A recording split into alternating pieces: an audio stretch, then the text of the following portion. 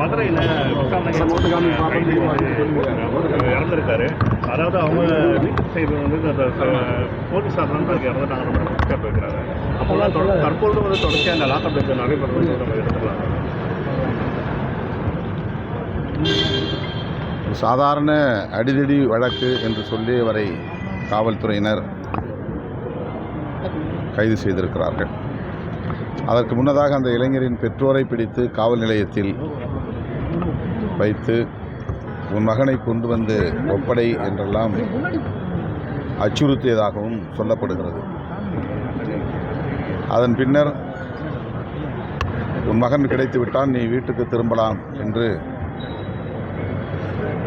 அந்த இளைஞனின் தந்தை தாயை வீட்டுக்கு அனுப்பிவிட்டார்கள். என் மகன் எங்கே என்று அவர்கள் கேட்டபோது வீட்டுக்கு வருவான் என்று சொன்னதாக சொல்லுகிறார்கள். ஆனால் அதன் பிறகு அவன் மருத்துவமனையில் இருக்கிறான், அவனுக்கு மாற்று உடை வேண்டும் என்று காவல்துறையை சார்ந்தவர்கள் கூப்பிட்டு சொல்ல அங்கே போய் பார்த்தபோது அவனை அங்கிருந்து மதுரைக்கு மாற்றிவிட்டார்கள் என்று தெரிய வர, மதுரையில் போய் பார்த்தபோது அவன் சொல்லியிருக்கிறான், என் உடம்பிலிருந்து இரத்தத்தை எடுத்தார்கள், சாதியை சொல்லி அடித்தார்கள், நீ இந்த சாதியில் பிறந்துவிட்டு மேல் சாதி இளைஞனை தாக்கக்கூடிய அளவுக்கு உனக்கு தைரியம் வந்து விட்டதா என்றெல்லாம் கேட்டு அடித்தார்கள் என்று தன் தந்தையிடம் அந்த இளைஞன் சொன்னதாக உயிரிழந்த அந்த இளைஞனின் தந்தை என்னிடத்திலே கூறினார். கதறி அழுதார். காவல்துறையின் கட்டுப்பாட்டில் இருக்கிற போது அவன் மருத்துவமனைக்கு செல்ல நேர்ந்தது ஏன், உயிரிழக்க நேர்ந்தது ஏன் என்கிற கேள்வி எழுவது இயல்புதான். காவல்துறையினர் அதற்கு உரிய விளக்கத்தை அளிக்கவில்லை. எனவே தமிழ்நாடு அரசு இதில் உரிய நடவடிக்கையை மேற்கொள்ள வேண்டும். அவன் உயிரிழப்புக்கு காவல்துறையினர் காரணமாக இருந்தால் அவர்கள் மீது கடும் நடவடிக்கை எடுக்க வேண்டும். அந்த இளைஞரின் குடும்பத்திற்கு நீதி கிடைக்க ஆவண செய்ய வேண்டும் என்று வலியுறுத்துகிறேன். தொடர்ந்து தற்போது இந்த சாதிய தொடர்ந்து 2 சம்பவங்கள் தென் மாவட்டங்கள் நடந்தது. அது எப்படி பார்க்குறீங்க? ஏன்னா ஏற்கனவே ஒரு கும்பல் வந்து சாதி பேரை சொல்லி வந்து விட்டுனாங்கன்ற சொல்கிறாங்க. அது தொடர்ச்சியாக 2வது நாங்குநேரிக்கு நான் நேரிலே சென்றேன். பெரும்பத்து கிராமத்தில் பாதிக்கப்பட்ட மக்களை சந்தித்தேன். ஒரே இடத்தில் தலித்துகளும் நாடார் சமூகத்தை சார்ந்தவர்களும் வசிக்கிறார்கள். அவர்களுக்கிடையில் இந்த சாதிய பிரச்சனைகள் இல்லை. அதே பகுதியில் மறவர் சமூகத்தை சார்ந்தவர்களும் வசிக்கிறார்கள். அவர்களுக்கிடையில் எந்த சாதிய பிரச்சனையும் இல்லை. ஒற்றுமையாக வாழ்கிறார்கள்.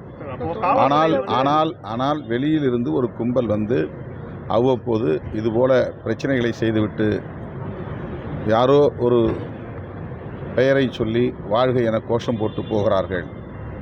இதில் சாதியின் பெயரால் இயங்குகிற சமூக விரோத சக்திகளின் தொடர்பு இருக்கிறது என்று பாதிக்கப்பட்ட அனைத்து தரப்பாரும், குறிப்பாக தலித் மற்றும் நாடார் சமூகத்தை சார்ந்த பெண்மணிகள் வெளிப்படையாக இந்த பெயர்களை சொல்லி சாதியின் பெயரால் தான் இது நடக்கிறது, ஆகவே அவர்கள் மீது நடவடிக்கை எடுக்க வேண்டும். அதில் ஒரு அரசியல்வாதியின் குடும்பத்தை சார்ந்த பையனும் இடம்பெற்றிருக்கிறான். அவன் மீது நடவடிக்கை எடுக்க காவல்துறை தயங்குகிறது. எனவே இதனை மாண்புமிகு முதல்வர் அவர்களின் கவனத்திற்கு எடுத்துச் செல்ல வேண்டும் என்ற கோரிக்கையை வைத்தார்கள். விரைவில் முதலமைச்சரை சந்திக்கிற போது அது தொடர்பான ஒரு தகவலை அல்லது அறிக்கையை முதல்வருக்கு அளிக்க எண்ணியிருக்கிறோம். தென் மாவட்டங்களில் நாங்குநேரில் நடந்ததைப் போலவே சிவகங்கை அருகே இடைக்காட்டூர் கிராமத்திலும் அதே போல சாதியின் பெயரை சொல்லி தாக்குதல் நடந்திருக்கிறது. 2 சக்கர வண்டியில் 3 வண்டிகளில் வந்த 9 பேர் நாங்குநேரியில் எப்படி தாக்குதல் நடத்தி தப்பித்து போனார்களோ அதே போல இந்த கிராமத்திலும் நடந்திருக்கிறது. இதற்கு ஏதேனும் அரசியல் பின்னணி உள்ளதா என்ற கேள்வியும் எழுகிறது. ஆனால் சாதிய பின்னணி உள்ளது. எனவே இதில் அரசு தீவிரமான நடவடிக்கை எடுக்க முன்வர வேண்டும். சட்டம் ஒழுங்கை பாதுகாக்க வேண்டும். சாதியின் பெயரால் மக்களை பிளவுபடுத்துகிற இந்த முயற்சியை முறியடிக்க வேண்டும் என்று கேட்டுக்கொள்கிறேன். பாதிக்கப்பட்டு மருத்துவமனையில் அனுமதிக்கப்பட்டிருப்பவர்களுக்கு உயரிய சிகிச்சை அளிக்க வேண்டும். ஒருவர் உயிர் இன்னும் ஊசலாடுகிறது, அவர் பாதுகாக்கப்பட வேண்டும். ஏற்கனவே 2 பேர், ஒருவர் வட இந்திய இளைஞர், ஒருவர் தலித் இளைஞர். அந்த 2 குடும்பத்தினருக்கும் அரசு சட்டப்பூர்வமாக அவர்களுக்குரிய இழப்பீட்டை வழங்க வேண்டும். குறைந்தபட்ச நிவாரணமாவது அவர்களுக்கு வழங்க அரசு முன்வர வேண்டும். அரசு வேலைவாய்ப்பு வழங்க முன்வர வேண்டும். கலைஞர் கனவு திட்டத்தின் கீழ் வீடுகள் வழங்க 2 குடும்பத்தாருக்கும் மாவட்ட ஆட்சியர் நடவடிக்கை எடுத்திருப்பதாக கூறினார்.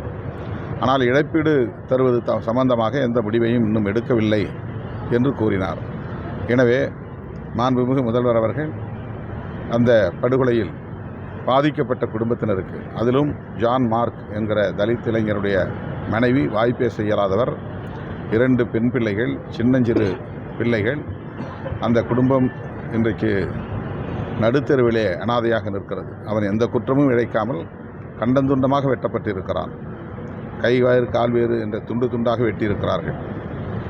சாதி அடிப்படையிலே அவன் யாரிடமும் எந்த வம்பு தும்புக்கும் போனவன் இல்லை. ஆனால் அவன் கொல்லப்பட்டிருக்கிறான். ஆகவே இது மிக மோசமான ஒரு கலாச்சாரம். இப்படி திடுமென ஒரு கும்பல் ஒரு ஊருக்குள்ளே புகுந்து யாரை வேண்டுமானாலும் வெட்ட முடியும், யாரையும் படுகொலை செய்ய முடியும் என்கிற ஒரு சூழல் வளர்வது சட்டம் ஒழுங்கு பிரச்சனையாக மட்டுமின்றி இது சமூக பதற்றத்தை ஏற்படுத்தக்கூடிய,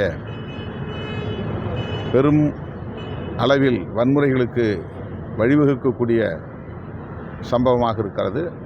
எனவே காவல்துறை அதிகாரிகள், மாண்புமிகு முதலமைச்சர் இதில் தீவிரம் காட்ட வேண்டும், கூடுதல் கவனம் செலுத்த வேண்டும், சம்பந்தப்பட்டவர்கள் மீது கடும் நடவடிக்கை எடுக்க வேண்டும் என்று வலியுறுத்துகிறேன். தொடர்ந்து இந்த சம்பவங்கள் இது போன்ற நடந்துகிட்டு நிலையில் காவல்துறை இதை கண்காணிப்பாக விட்டுட்டாங்கன்னு நினைக்கிறீங்க?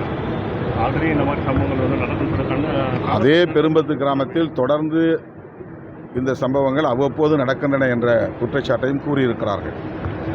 தென் மாவட்டங்களை பொறுத்தவரையில் காவல்துறையினர் இதற்கு சொல்லுகிற காரணம், போதை பழக்கம் கிராமப்புறங்களில் விரிவடைந்திருக்கிறது. ஆகவே போதைக்கு ஆளான இளைஞர்கள் எந்த சாதி மதம் நோக்கம் இல்லாமல் தான் இதை செய்கிறார்கள் என்று சொல்லுகிறார்கள்.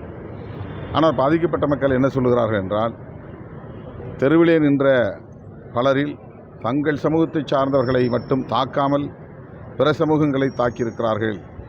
இதிலே போதை மயக்கம் எங்கே இருக்கிறது என்ற கேள்வியை எழுப்புகிறார்கள். அடையாளம் தெரிந்துதான் தாக்குகிறார்கள் என்ற ஒரு தகவலையும் பொதுமக்கள் பாதிக்கப்பட்ட தரப்பிலே சொல்லுகிறார்கள். எனவே காவல்துறையினர் இதில் மெத்தனமாக செயல்பட்டால் அந்த பகுதியில் காவல்துறை அதிகாரிகளை உடனடியாக இடமாற்றம் செய்து சட்டம் ஒழுங்கை பாதுகாக்க, மக்களை பாதுகாக்க முன்வர வேண்டும். சார், தொடர்ந்து விஜய் 3 அறிக்கைகளை வெளியிட்டிருக்காரு. ஒன்று தமிழகம் ஃபுல்லாக இலவச பேருந்து, பெண்களுக்கு இலவச பட்டுப்புடவை மற்றும் 1 கிராம் தங்கம். அதை தொடர்ந்து பார்த்தீங்கன்னா மாதம் 60 வயதுக்கு மேற்பட்டவர்கள் 2,500 ரூபாய் பணம் மற்றும் 6 சிலிண்டர் இலவசம் சொல்லியிருக்காரு. இதை எப்படி பார்க்குறீங்க தேர்தல் அறிக்கை? இது புலியை பார்த்து பூனை கோடு போட்டு கொண்ட கதை என்று சொல்வார்களே, அப்படித்தான் என்று நான் கருதுகிறேன். திமுக கூட்டணி வலுவாக இருக்கிறது. பல்வேறு நலத்திட்டங்களை திமுக அரசு நடைமுறைப்படுத்தி வருகிறது. புதிய பல அறிவிப்புகளையும் மகளிர் நலன்களை கருத்தில் கொண்டு அறிவித்திருக்கிறது. இதனை எதிர்கொள்வதற்கு இத்தகைய வாக்குறுதிகளை வழங்க வேண்டிய கட்டாயம் நேர்ந்திருப்பதாகத்தான் நான் பார்க்கிறேன். அது எந்த வகையிலும் திமுக கூட்டணியின் செல்வாக்கை பாதிக்காது என்று நம்புகிறேன். கடைசிகள் தொடர்ந்து நம்ம காங்கிரஸுக்கு முன்னுரிமை கொடுத்தது போல மற்ற கட்சிகளுக்கு ஏதோ ஒரு முன்னுரிமை கொடுத்தது போல தெரியவில்லை. காங்கிரஸுக்கு 28 மாநில சட்டமன்றத்துக்கும் ஒரு மாநிலம் உறுப்பினர் கொடுத்தாங்க. ஆனால் தொடர்ந்து நீண்ட ஆண்டு காலமாக அவர் கூட பயணிக்கக்கூடிய விசிகாவுக்கு எந்த ஒரு மாநிலங்கள் உறுப்பினர் கொடுக்கல. ஆனால் நீண்ட காலமாக திமுகவை கடுமையாக விமர்சித்த தேமுதிகவுக்கு தற்பொழுது மாநிலங்கள் உறுப்பினர் கொடுக்கப்பட்டது. எப்படி பார்க்குறீங்க? அப்பொழுது திமுகவை அதிகமாக விமர்சித்து நாங்கள் இன்னும் பேச்சுவார்த்தையை முடிக்கவே இல்லை. எங்கள் பேச்சுவார்த்தையில் ஒரு இறுதி முடிவை எடுக்கிற போது இந்த கேள்வி நீங்கள் எழுப்பலாம்.